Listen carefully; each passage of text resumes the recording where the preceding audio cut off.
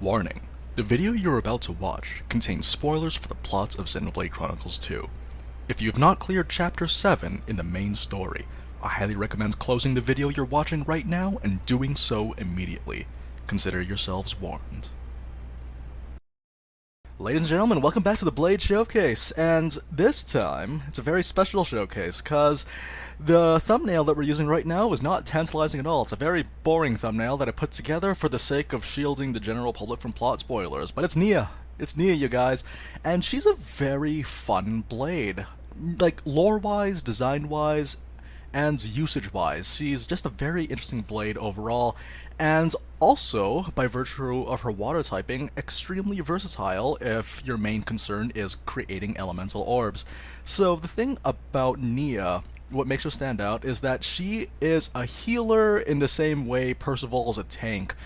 It's really more about attacking than it is healing, although she does do that job fairly well. Now, in comparison to other healers, such as, say, I don't know, Ursula, for example, Ursula may do the group healing a little bit better than Nia, but that's not the point of using Nia. Nia, you get her at the, as part of the story mode, and I highly recommend before you progress through the actual story, in case you are one of those people that did not clear the chapter like I warned you to do earlier, is the fact that if you get some more trust points into her, she will be much more effective. Once you get to like near max trust, she is one of the safest healers in the entire game. This is primarily due to the fact that she has group healing as well as passive group healing, which you'll see in her affinity chart here.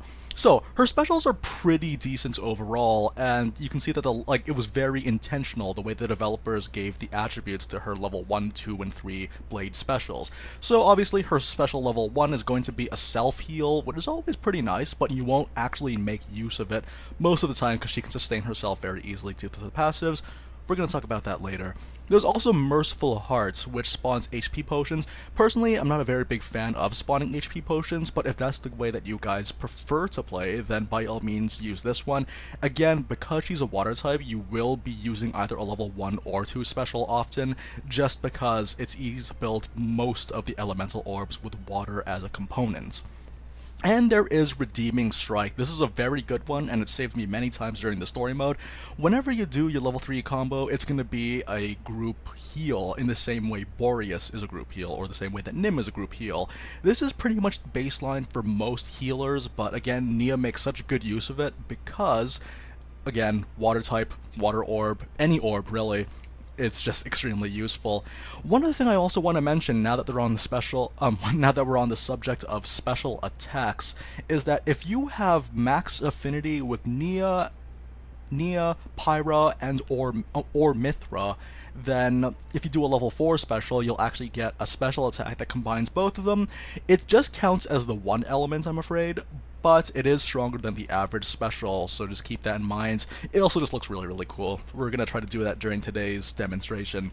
So, the passives. The passives of Nia make her very safe, and I highly recommend getting a couple upgrades on these passives before you actually start using her in the main story. It's really going to help a lot. Like, Chapter 8 onwards is what separates the men from the boys, and the men from the god gamers. It's just crazy. So first of all, there is the Sea of Plenty. This is really good because getting max affinity, again, should be your priority most of the time. Like, if ever you feel like you're losing battles, it just might mean that you need to start working on maintaining affinity. Once you do, though, 8% HP to the entire party is really useful. You're going to be using this quite often, and again, it doesn't really matter where you are on the map. You don't have to be near your party members for this to work. Like, if you're getting attacked by a large AoE attack, you could get healed midway through the attacks, which can actually save your party whenever that happens. There's also instant regen. This increases the chance of restoring 12% of your HP after taking a hit. Again, Nia is all about sustaining yourself. I actually tried playing around because the next passive she has is Cellular Stimulus, where you get 12% of your HP back, or I'm sorry, 12% of the HP of the damage you deal from a successful auto attack. I actually remember trying to use a diamond and a, what was it called, a galaxy cube, so that I would have many auto attacks. It's pretty nice. I thought it could have been a lot better in theory, but unfortunately in practice, it's not as super effective. But the thing is, though, is that it just leaves you free to use other accessories, which we're going to be getting into pretty soon. The whole point of Nia is just to keep Rex alive, and it's very nice because if you are just passively playing around, all of these work together to make sure that you'll stay alive as you're building all of your orbs. It's very important when you're fighting into the super bosses, and it also still maintains the attack roll. So the other thing I want to look at is their aux cores. Now, most of the time you have level 1 special just because you get to use that more often. Again, it's a self-heal, it's very, very useful. Another thing that I'd like to also add to her is the outdoor attack up. This is pretty useful just because the majority of the bosses you'll fight in the post-game do take place outdoors, so extra damage is always nice. And the last thing I want to give is actually going to be a fast blade switch. The reason why is just because in tandem with Mithra, I've already mentioned before that crit Mithra is extremely useful if you're using an overclocking bangle, just because she will always have her cooldowns ready to go every single time. And it just makes building orbs that much faster. Like, Nia's not that bad. Again, if you're just canceling out your arts to build your specials, as well as having pouch items that increase your specials, it's pretty easy to do, but it's just that Mithra makes it happen a lot faster. And even though Mithra grabs aggro like crazy when you're doing that, when you're constantly spamming arts, you still can heal yourself very easily. So the next thing I want to look at before we do anything else, actually, before we look at the driver arts that are exclusive to Rex, let's look at the core chip. So I just went for the Scimitar of Creation. You get this one, I believe, from a Tachyon, was it? Yeah, from a Tachyon chip. And, like, of course, just being the Tachyon chip, you get the auto attack increase. You don't have a high critical rate, but that's okay. Nia doesn't care about having high critical rates, but having the improved effective healing arts is quite useful, and you actually see that in the accessories. So that's 20% plus that additional 19%. 39% of your healing arts, or of an increase to your healing arts, is nothing to sneeze at. It's extremely useful. I'm also going to be using the overclocking bangle. We're not using the world tree drop this time because we don't need it, but the overclocking bangle definitely does come in handy, again, just for constantly switching between Pyra or Mithra and Nia. Finally, the arts. So the Catalyst Scimitar in and of itself, it's pretty nice. Like, Saber Slash is quite nice for HP potions. If you enjoy this kind of thing, if you enjoy collecting HP potions, then you might want to try investing into this. Personally though, I just prefer having the regular team heal through Redemption. The cooldown actually shortens as you level it up, but also when you have certain, when you have certain pouch items that lower the, that give you cooldowns like passively every second. It's quite nice. Water Flower, I recommend maxing this really, really quickly since there's a 100% chance to annul defenses. Annulling defense is always a good thing no matter what game you're playing, so yeah, definitely go for this one. And there's Hydroblast. I like this because it's an AoE that also has knockback. Pretty useful overall, but she actually doesn't have a bad move, the Catalyst Scimitar, so I recommend just picking your favorite and then maxing that out as soon as possible, but I highly recommend that be Water Flower. And of course there are the pouch items, which we've seen many, many times before. Hot Ruby Steam's Bun, I actually quite like this one. Actually, let's just look at the contents. This recharges the arts as well as more party gauge gain, which I like to have because party gauge is always useful, as well as Astrology Made Simple, because the more damage we do with our specials, the more healing we're going to get from them, so obviously you're going to want that as soon as possible. So yeah, that pretty much does it for the little primer. We're going to go ahead and cut the video, and I'll see you guys at the demonstration. This will be a fun one, I promise. Alrighty, welcome back to the Cliffs of Moritha, and we're going to be fighting against Artifice Ophion. Now, Artifice Ophion, I've already said many times before, one of the more challenging bosses, but you can easily overcome this boss if you play very safe, and you have a lot of HP, and Nia comes with that in spades. The thing about having Nia, what makes her so useful, is that she has a max HP modifier. That's extremely useful on Rex because he tends to be the squishiest out of all of them. I believe he is like the second lowest HP after Nia herself. And the thing about, that little HP boost is that if you have like a Boreas on your team, or any of your common blades that have like a 20%, the current one that I'm using right now is a 22%, you can actually have a pretty decent amount of HP right off the bat. So we're going to go ahead, let Artifice Ophion come in, and let the tanks handle it. Nia is very good on teams where there are multiple tanks, really good. But just because, again, the whole group heal really comes into play. And I'm going to quickly just build up some party meter for myself. I'm going to quickly build up 2 orbs. There'll be a light orb and a water orb. again, because Nia is a water type, it's actually very easy to build up orbs.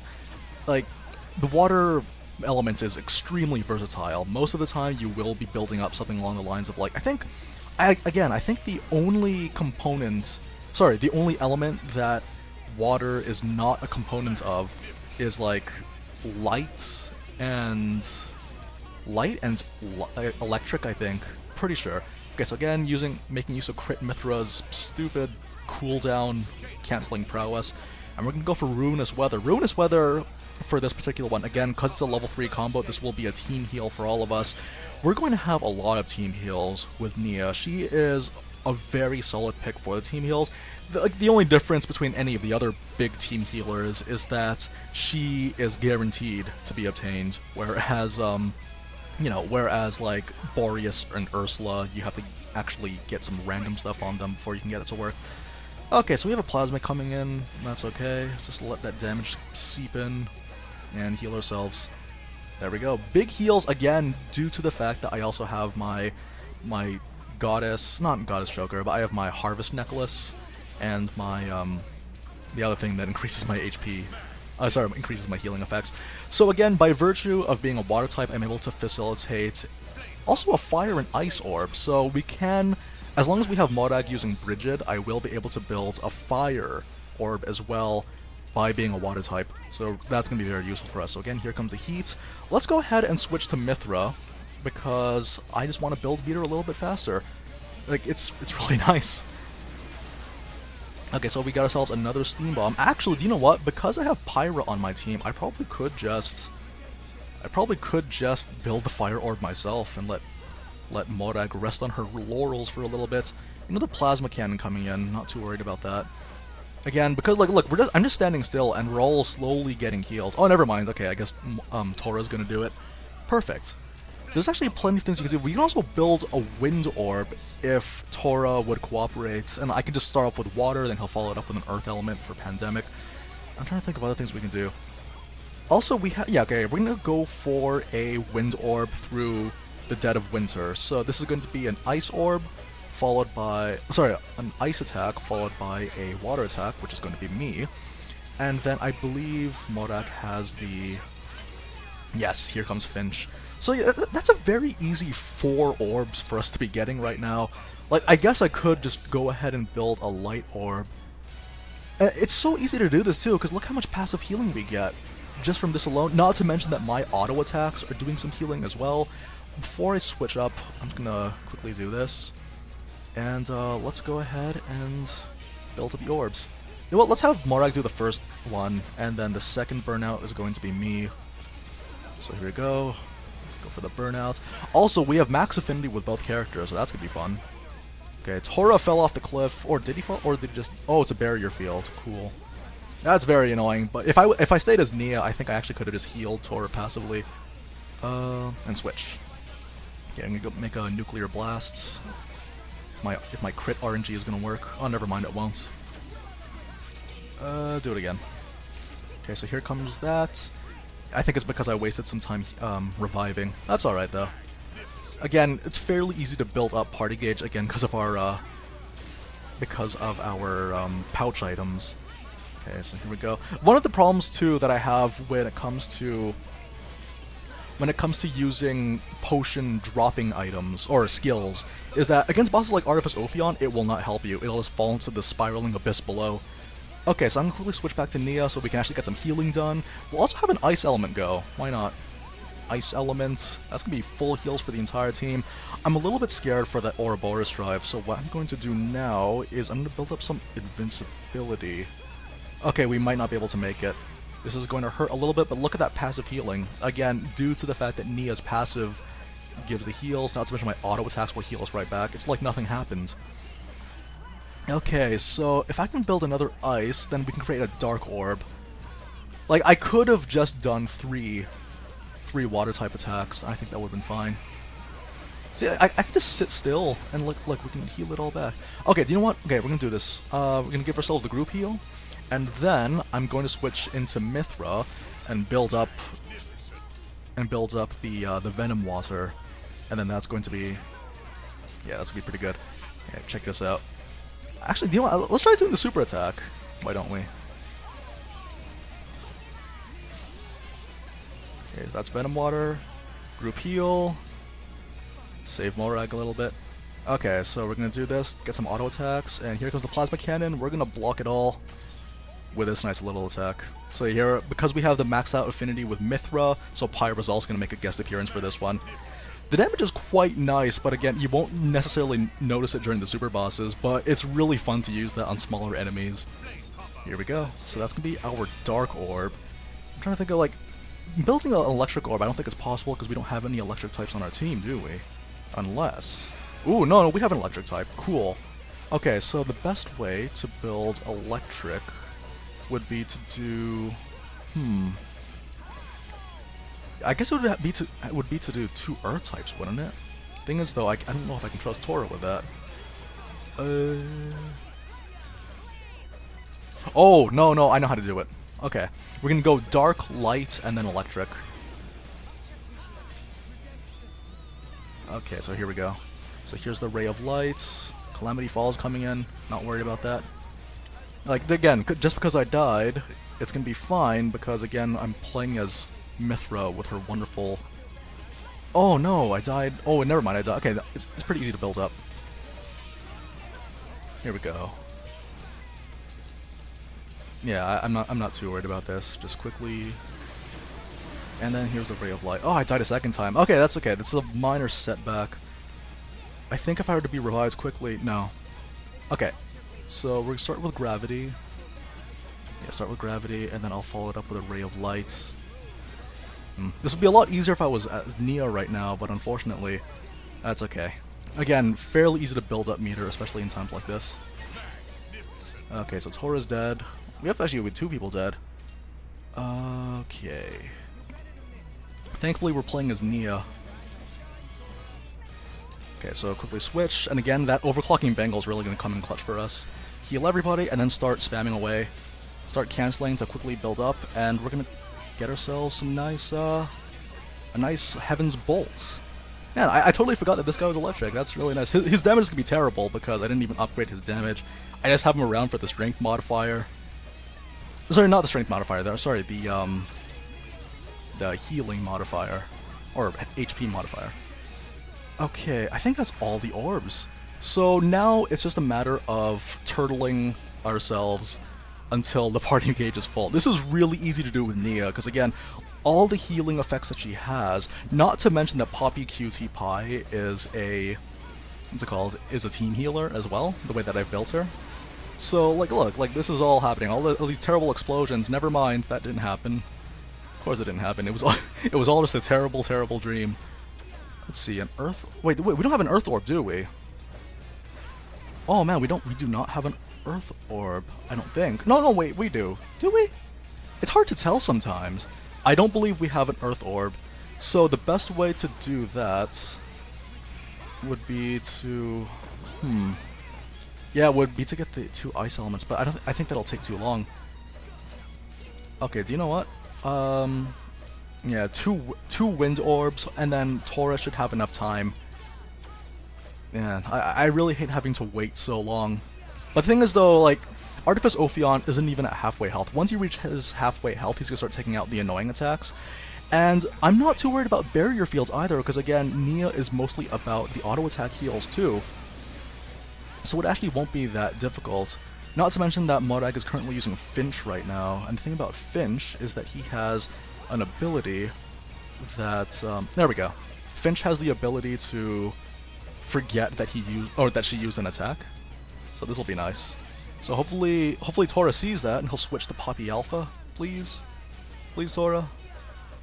Come on, you can do it, buddy. Anyways, like, again, like, the nice thing about playing as Nia is the fact that you can just turtle your way and patiently wait for these kinds of things. Most blades require you to constantly be switching into healing cooldowns, but Nia is the healing cooldown. Alright, I guess Tora's just not gonna... Tora's a bit of a no-show right now, huh? Ah, that's unfortunate. Okay, I'm trying to think of other ways we can do it, but I don't... Well, there would be 2 dark types, but again, that would be the same as having the 2 wind types. So, do you know what? I think we're pretty much golden. Let's just go ahead and give ourselves some safety with this, and we'll do this attack. Oh, I don't even have maxed out affinity with Mithra, do I? That's okay.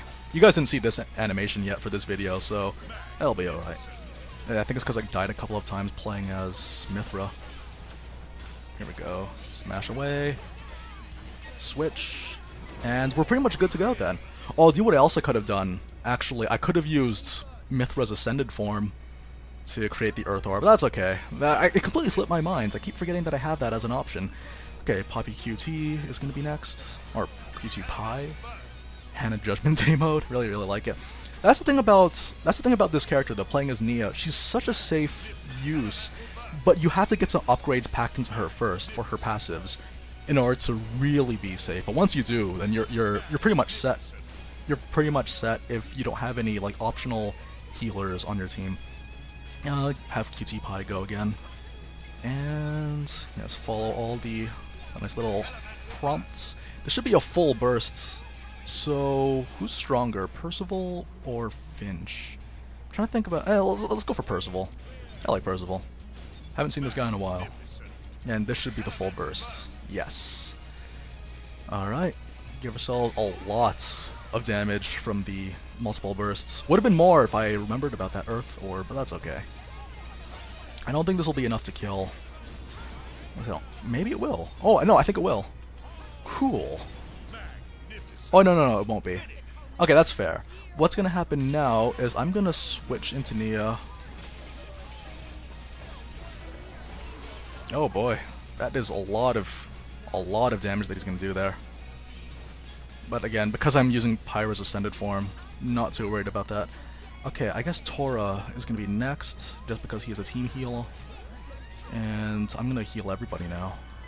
Okay, so this is just the point where we're just mopping up the rest, just cleaning up. I could just do this. Yeah, let's go ahead and do this while we're here, because we get to, we don't often get to see this one. Nia's just a really safe blade overall, and because she is a guaranteed blade to get. Like, you have no real reason to not use her unless you just need to have Nia on your team, which is fine. Okay, Barrier Field, again, see, so that's the thing about Barrier Fields, the Unbeatable passive that Tora had came in handy there, but even then, I was still able to fully get that. We'll go ahead for that Dark Tide. And that's going to be a Dark Orb. I don't think we'll actually, actually we might make use of it. If we can build up a party gauge, I think it should be enough to close out this fight. But yeah, I'm not too worried about like some random instant kills suddenly happening to our entire party. Like this one over here, Calamity Fall, again, passive healing. Because we have full affinity. Okay, and also we have a team healer in the form of Hoppy QT. It's always nice to just have multiple eggs in our basket, you know? Okay, so we're gonna go for the Cold Snap. This will be a Wind Orb. Okay, so that Nether Fire is going to come in, but again, we're going to make use of the invincibilities. And in conjunction with the passive healing that Nia has, like, you won't ever have to deal with near-death situations ever, except for that one time that we had in this video. I have a tendency to contradict myself in my own videos, don't I? Okay, here comes Ouroboros Drive. This part's scary. So just, yeah, I'll just hope for the best for this one. Oh, it's such a scary attack. But again, like the thing about Artifice Ophion, if you want to win, you have to play it really safe. And Nia helps you reach that point really quickly. Okay, you know what? I kind of want to build a level 3 combo because I like having a full team heal for everyone. So yeah, like this is 2 big team heals in a row. So that's one, and this will be another one. Yep. And then we're just going to close it off with another one. Nice! So, let's see. Yeah, we like light and ice on our team, huh? Okay, well, we have 2 people that can break them. Should be fine. So, Poppy QT Pie's gonna be next, and then Morag will just break the next one. This will be an overkill, too, I believe. Yep. Okay, Bridget, you're up. Man, nice way to close out this fight. Plenty of... Like, that's the thing about Artifice Ophion, though. I would consider him the most challenging out of all the super bosses. But you're going to have a hard time if you don't have a lot of HP and you don't have a safe strat. That's what Nia is, though. Nia gives the passive modifier for max HP, and it helps to have another one. I didn't even need to use a titanium vest to increase Rex's HP.